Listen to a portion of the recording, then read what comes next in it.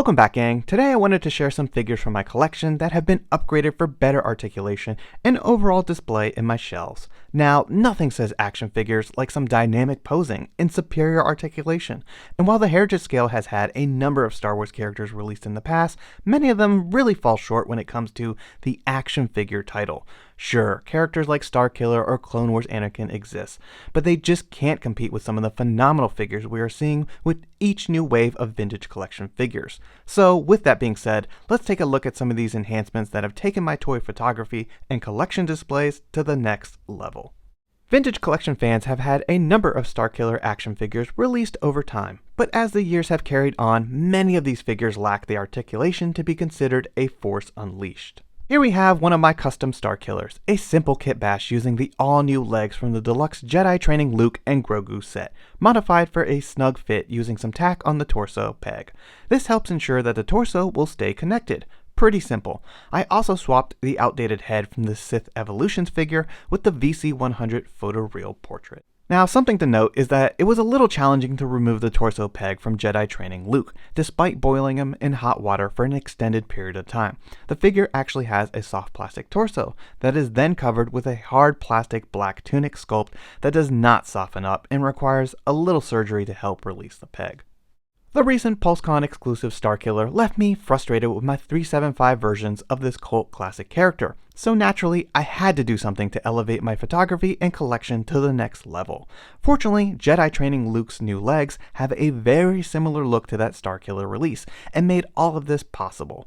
Hasbro could easily use those legs, tool a new upper body, and release a similar deluxe item in TVC, and I'm sure it would do well. While I did not showcase it here, the gloved hands from Wandering Jedi Obi-Wan make an excellent addition to this figure, bringing hinged wrists to the table for even better posing, although they do need a slight thickening of their pegs to ensure a snug fit and some black paint deco to better look the part.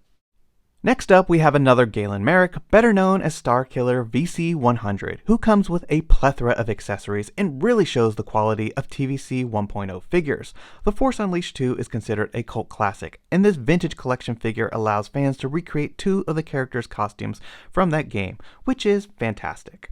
Unfortunately, due to the outdated swivel hips, Vader's secret apprentice is severely limited in his range of motion. Therefore, I have modified this limitation with the legs from Luke Skywalker Imperial Light Cruiser by slicing off the torso peg from both figures and then reattaching Starkillers to Luke's ball-jointed hips. The figure can now actually pose like a professional. Once again, I will point out that it was certainly very challenging to remove the torso peg from Light Cruiser Luke. The figure's entire torso is made of that hard plastic black tunic and does not soften up with boiling water, making this operation quite difficult.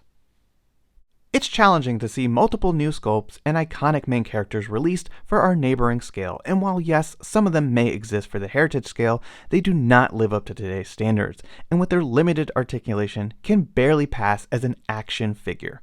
To further echo the demands of the TVC community, I would really like to see more significant upgrades to gaming characters, mains, and of course a healthier offering of new media sculpts.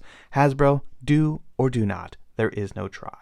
Moving on, we have VC92 Anakin Skywalker from the Clone Wars. The Republic armored look just happens to be one of my personal favorites. And once again, while it's excellent that we actually have this figure, it is severely lacking in articulation and the photoreal portrait is less than great. Here we have an upgraded version of the Clone Wars Anakin that uses the ball-jointed hips from VC244, the Attack of the Clones release. This was a fairly simple upgrade that only required some minimal shaving of the larger Attack of the Clones peg for a proper fit. If anything, I will say that joining the two together did require applying some significant force for the hips to fully snap into the torso. Seeing the flashback of Clone Wars Anakin in the Ahsoka series has certainly made both this version and the Revenge of the Sith look much more relevant, and hopefully Hasbro will take this opportunity to deliver some much needed upgrades to our collections. But in the meantime, I am grateful to have had the tools to upgrade one of my favorite Clone Wars figures. Anakin is an essential core character. He is the chosen one, and should inherently always have any and all points of articulation that will allow collectors to display him to his full potential. Cad Bane is a ruthless bounty hunter with an infamous reputation who is known and feared throughout the galaxy. This character has been a fan favorite since his early appearances in the Clone Wars, and while he was never in the Vintage Collection until recently, there were 375 animated releases of this character, which were okay for the time. Here we have my hybrid Clone Wars custom that I have made by using some accessories from that animated release. Pretty simple. The only real modifications needed were carving out a peg for the breathing apparatus and slicing off his jet thrusters, which are later attached with super glue. Lastly, I did opt to paint the western flaps with brown paint, giving everything a cohesive look. The articulation and sculpting on VC-283 absolutely lives up to the character's fame. This all-new from the ground-up action figure will have no problem collecting bounties or handling the competition. Cad Bane sports the new style ball-jointed hips, rocker ankles, and is simply a delight to pose. I would love to see an official Clone Wars and Bad Batch release of this character moving forward, and as you can see, Hasbro pretty much has all the assets needed for such a figure. Aurra is another TVC 1.0 figure that is beyond overdue for a definitive release. While she did not do much in live action, she was a key figure in the Clone Wars underworld and a formidable threat.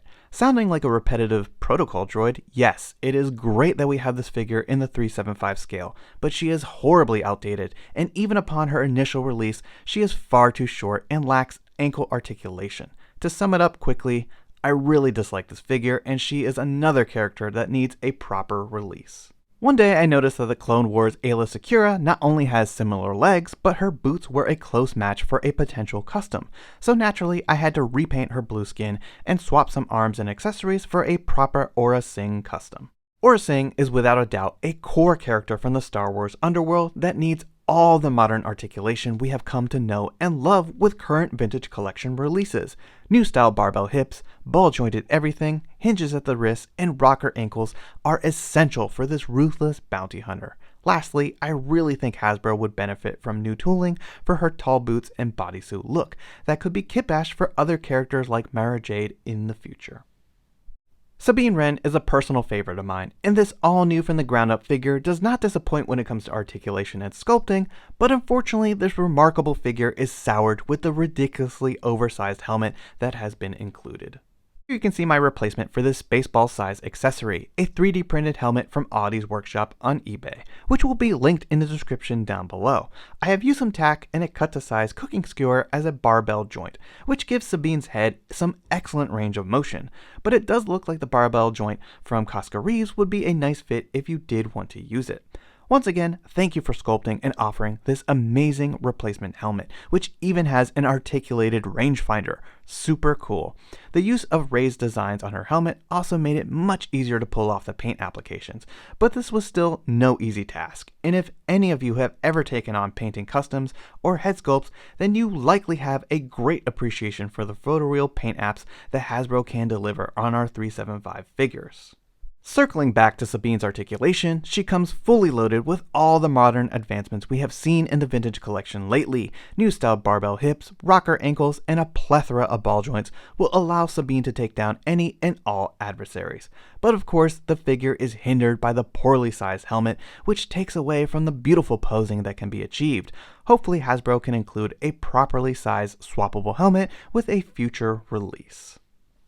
I hope you've enjoyed this video and taking a look at my custom figures that have been modified and upgraded to be the best action figures possible. Hopefully one day we'll see better and definitive versions of these characters make their way into our shelf displays.